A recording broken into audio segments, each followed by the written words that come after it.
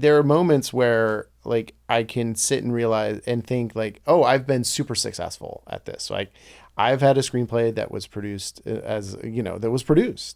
like it wasn't a big budget, but it was like over $1 million. And it was a real movie with like recognizable actors and the whole thing. And it went to film festivals and it got a small theatrical release, and it didn't do great. It didn't get great reviews. It didn't, so like this thing that puts me on a track to be more successful than 99.9% of anyone who's ever sat down to write a screenplay, in my mind, is a total failure. Before it didn't do so well. And before it went to the film festivals, did you see it being a total failure? No, I think there was like a week where I was like, oh yeah, I think right after we shot it, I remember getting back to LA and being like, oh right, yeah, man, I did it, and it felt pretty good. And then, if anyone has ever made a movie, you start watching the first cut and you're like, oh, this is a total disaster. And then from then on, it was like, oh God, is this not good? Is this, so, and then even once it was done, you're like, I don't know, is it good? And, and so then you let other people's perception of it color your own. But at the same time, I've gotten plenty of like, emails from people and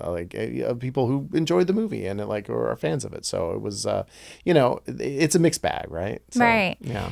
And that's really challenging. But when you are creative, whatever your art is, if you're a painter, if you're a movie producer, if you're a writer, your first piece of art is not going to be as good as your last piece of art. And that's part of the process. So I say get it out there. Mm-hmm. It's kind of like life, right? Like you try something in your life and your relationships. And if it worked, the next day you do it again. And if it didn't work, then the next day you pivot. Well, and that's just being an entrepreneur as well. I mean, exactly. That's if you have your own business, I mean, that's just the way it. Yeah, it's just always, you're just making it up day by day. Exactly. It's hard to have a plan when you're in those spaces, right? I mean, absolutely. You can plan all you want, but yeah, it should have like kind of a structure, right? Just of goals. I think goal setting is very important. Okay. It's also very important to be able to pivot. And when you are too attached to an outcome, then that leads to a lot of more issues that we work on in therapy, like depression, a lot of anxiety, a lot of burnout. Various things like that. A lot of struggling relationships because so much time and energy is spent on attaching to an outcome that maybe isn't within your control. Yeah. I mean, because if you're an entrepreneur and you have your own business, however big of the business, even if it's just you or whatever, it's just like, it's, someone said, you become an entrepreneur because you want to spend 90 hours working a week instead of 40. Right. Right. Or whatever. Because you can't work 40 in an office. Right. Yeah. And so it's all consuming, at all times. And so, yeah, it's hard if you're trying to have a relationship with someone who's in that. And that comes with the importance of having a strong community, people who support you, who see your vision, and also people who can call you out if maybe right.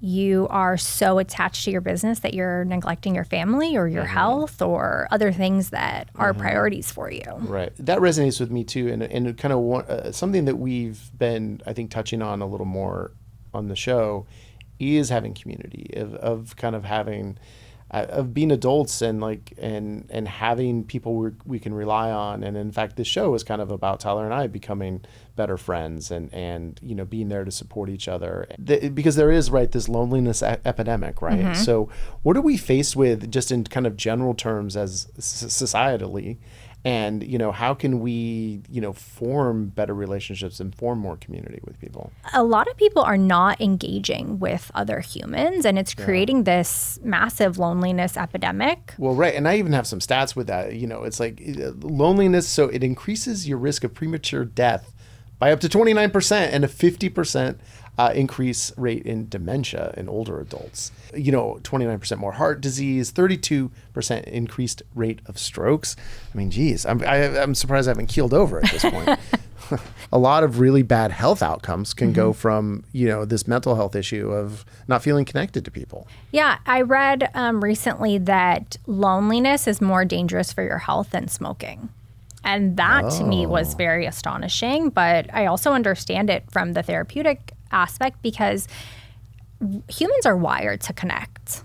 Right. And we need love, whether that's, whatever that is, whether that's love with your children, with your friends, with a romantic partner, love for, within your workplace. But we need to connect with other humans in order to feel fulfilled. And the dementia stat that you gave, I thought was quite interesting. I hadn't heard that before, but it makes so much sense because, I've had dementia in my family, and it's something that I think about a lot because it's like, I don't want to be in that position. Yeah, right. And it's all about training your brain and exercising your brain and driving a different route home, learning another language or some of the things that they recommend. But imagine just sitting in your home and maybe you're scrolling on socials or you're watching TV and you have full control over what's happening and you're not having a conversation like this where we're using critical thinking and...